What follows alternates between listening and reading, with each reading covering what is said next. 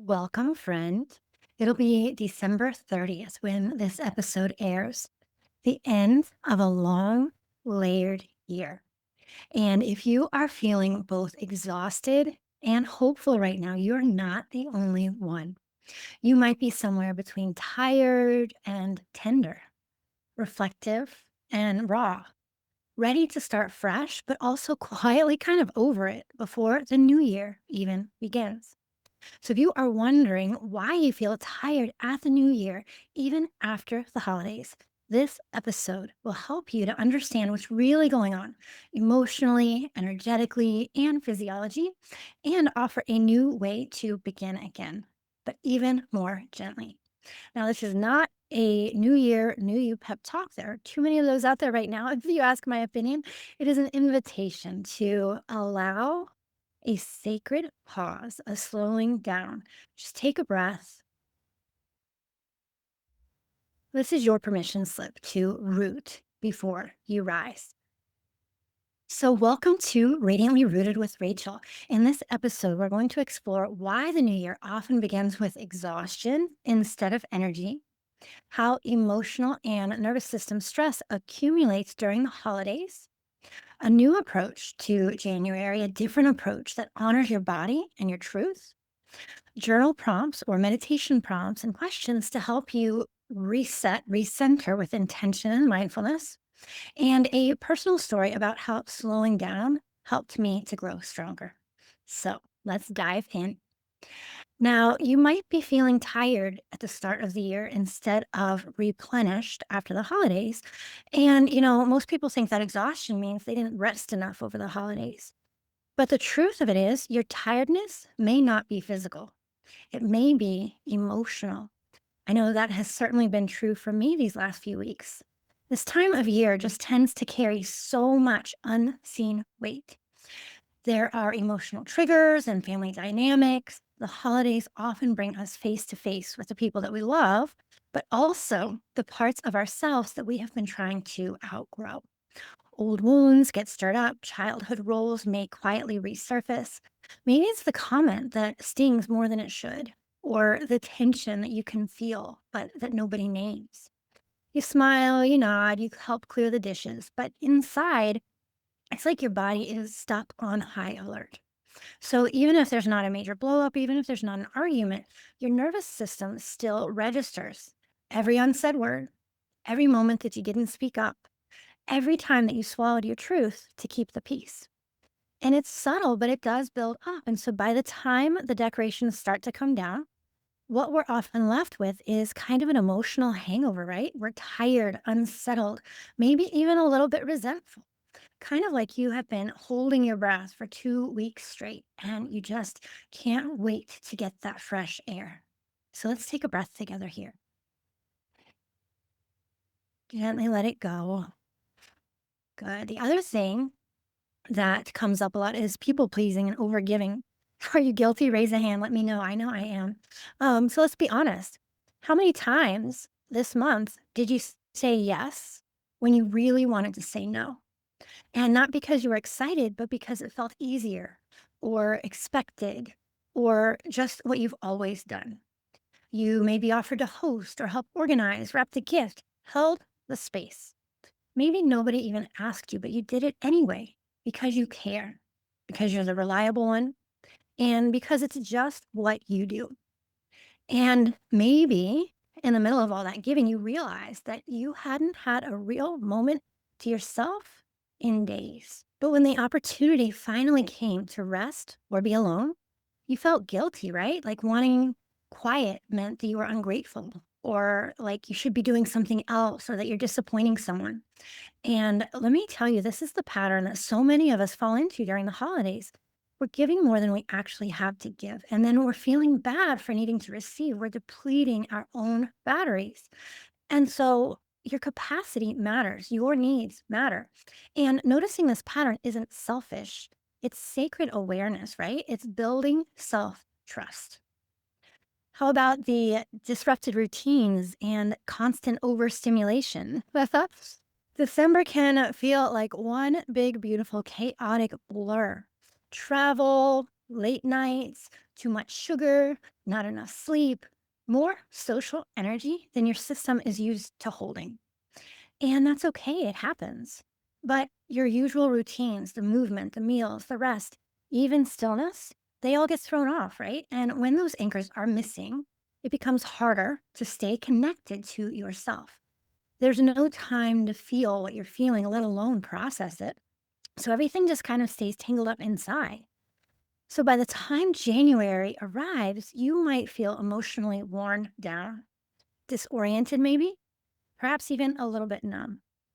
And so maybe you're thinking to yourself, I don't want to start another year like this. Something has to change. And here's the thing, that's not just the burnout talking, that might actually be your inner voice getting louder. Because underneath the exhaustion, there's usually something deeper, a sense that you are ready for more clarity, more steadiness, more support. And that's where the self trust comes in. Self trust is how you bring your wisdom to the surface of daily living, not just in big decisions, but in small ones. How you move through your morning, how you listen to your body, how you let yourself be human. You don't need to push this January. You need to root. January doesn't need to be a launch pad, it can be a landing place where you catch your breath, tune back in, and remember what really matters to you. As a holistic practitioner, as a yoga teacher, and a nervous system aware coach, I want to offer something different than the usual pressure to start strong or hustle into transformation. Because yoga teaches us something else entirely. It invites us to honor the season we're in, not override it, to listen to our energy, not force momentum. And winter is inward energy. It's the season of stillness, of reflection, of snuggling in, getting quiet, and tending to the flame within. This time of year isn't about charging forward, it's about coming home. What if you didn't start 2026 by pushing yourself to do more? What if you started by asking, what do I need right now in this season of my life, in this body, in this moment? And that's not laziness, that's wisdom. And it's the kind of wisdom that creates real, lasting change because it's rooted in you. So, I'm gonna tell you a little bit about what has shifted for me over the years. I used to start January from this place of pressure, big goals, and even bigger expectations. I would say things like, I'm going to work out every single day. I'll journal every morning before work. And before I discovered intuitive eating, my goals were often centered around weight, appearance, or trying to fix my body. And on paper, they may have looked motivating, but in reality, they were not grounded in how I actually felt or what I truly needed. They were shaped by what I thought I should be doing or who I thought I should become. Looking back, I can see that those goals were rooted in self doubt, in the belief that I wasn't quite enough as I was. And every time I ignored my own signals, my own inner voice, my own inner knowing, and pushed myself into action that wasn't aligned, the same thing happened. My resolutions had fallen off my calendar by February. I felt burnt out. And then I feel disappointed, frustrated, behind. What changed that for me was slowing down just enough to ask a better question. What if the most nourishing choice I could make was also the most powerful one? What if the most nourishing choice I could make was also the most powerful one? Not the most impressive or even the most productive, but the one that helped me feel more steady and more like myself. Instead of rigid fitness plans, I gave myself permission to move in ways that felt good, not punishing, not as a way to earn my calories. Some days that meant a hike. Other days it was just a walk or some gentle yoga, and that was enough. I became a person who loved movement for movement's sake instead of feeling like I had to move because it was something I should do, right? Instead of filling my planner with goals, I asked myself, How do I want to feel? And I chose one or two small things that I could do in my daily life to support that.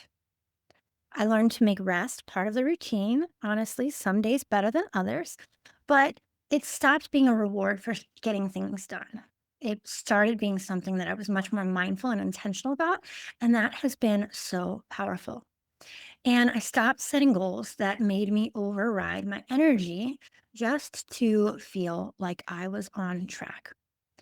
What I found was that the softer I became, the stronger I became.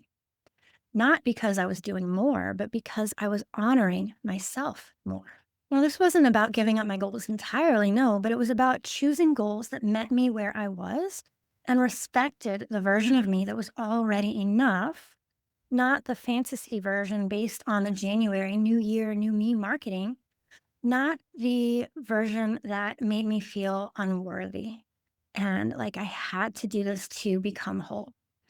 And now, when the new year comes, it feels a lot less pressure and more like a gentle invitation to check in with myself, to tune in to how have I grown? Who have I become? Who am I becoming? And how can I nourish where I'm at and where I want to go? And so, if you're feeling that same new year, new me pressure right now, maybe you don't need another resolution. Maybe you don't need a laundry list of goals. Maybe you just need a new question. What would feel nourishing for you today? So, I want to offer you a different way to start the year. And this is what I offer myself and my clients when January rolls around. And these are not rules, they're gentle invitations, things that have helped me to root into myself when the world is pulling me in a million different directions. And the first, you probably won't be surprised if you listen to a few other episodes, is to begin with stillness, the power of the pause.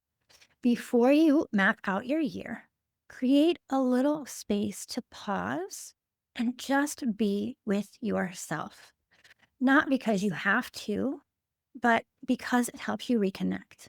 You don't need a 5 step plan right now.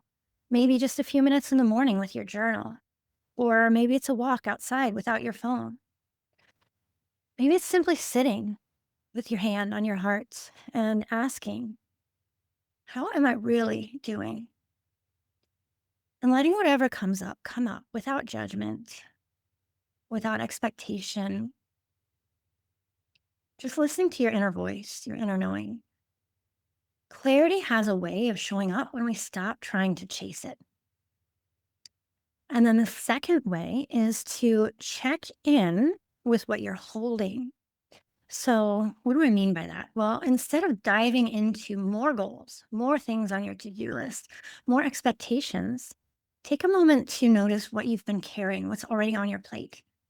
Ask yourself, what am I still holding on to from last year that I don't want to bring into this new one? It might be burnout.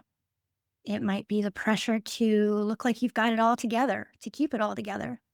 It might be the belief that you have to prove yourself to be worthy of rest. Whatever comes up for you, try not to judge it. Just notice. Now, this is not about fixing anything, it's about telling the truth. There's a yogic concept, satya, truthfulness. Telling the truth gently and honestly so you can begin again with more awareness. Every day is a fresh start, not just New Year's. Every day is a fresh start. We can begin anytime we want to with more awareness. And then the third thing is to get curious. Let it be fun. Get curious about what you really want. If you feel clear on your desires already, that is beautiful. But if you're a little unsure, maybe a lot unsure, that is okay too. A lot of people are not that clear on their goals. You might start by asking yourself, what do I want to feel more of in the year ahead? What do I want to feel more of in the year ahead? You don't have to name a big vision, just tune into what your body is craving right now. Maybe it's steadiness, maybe it's time to breathe. It might be a feeling of being home inside your body, inside yourself. Those count. And in fact, they matter deeply. They help steer you. They become your compass. And so I invite you to let your next step be gentle. You don't have to leap into change. You certainly don't need to try to be perfect. Just ask yourself, what's one small thing that I can do today to support how I want to feel? This might be going to bed a little bit earlier, taking a deeper breath before you say yes to something, giving yourself the power of that pause, letting your morning start a little slower without the pressure to be productive right away. You don't have to earn rest. You are enough as you are. You are worthy. You are whole. You just need to remember. And so I've got a few prompts to help you reconnect. And if you journal, you can use them that way. But you could also sit with one of these in quiet reflection or even take them with you on a walk. So I'm going to share 3 questions with you today. Don't feel like you have to do them all. Pick what serves and leave the rest behind. So I invite you to offer yourself a long, slow, deep breath in and just release that out. And then ask yourself, what am I ready to leave behind from this past year? What am I ready to leave behind from this past year? And if you've got a little extra time, it can be helpful to actually look back through your calendar from the past year and just skim through it, but jot down some of the things that energized you that you'd like to do more of in the year ahead, and also the things that drained you that you would like to do less of in the year ahead. I call this my do more, do less review.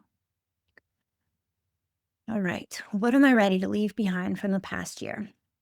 And then the next prompt is, what would it feel like to begin this new year with more ease instead of pressure? What would it feel like to begin this new year with more ease instead of pressure? And the final prompt I have for you today is, what do I need today to feel more calm, steady, or supported? What do I need today to feel more calm, steady, or supported? And let your body answer, not your to-do list. Maybe that means staying in bed a little longer or swapping your planner for a walk, like I suggested earlier. Now, before we close, let's just recap. We went over a lot today.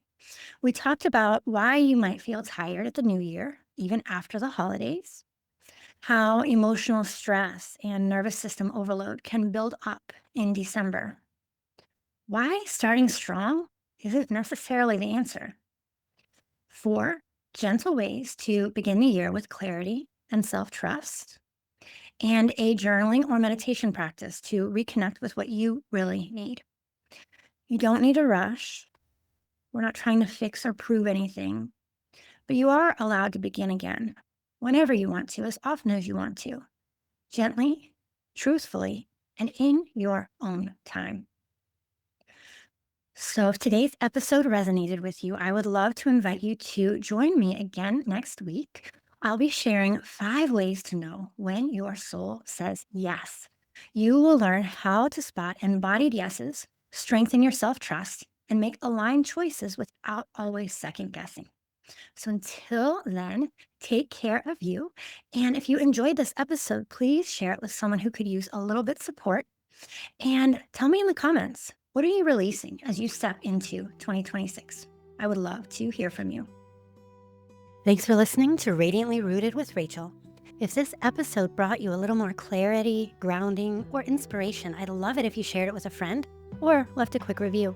It really helps more women find this space and feel supported on their own path. And if you are craving more soulful support, head on over to rachelhupp.com to join my email list. That's where I send free resources, gentle guidance, and invitations to go deeper. Until next time, trust yourself and root in to what matters. Because the life you want, it starts by coming back home to you.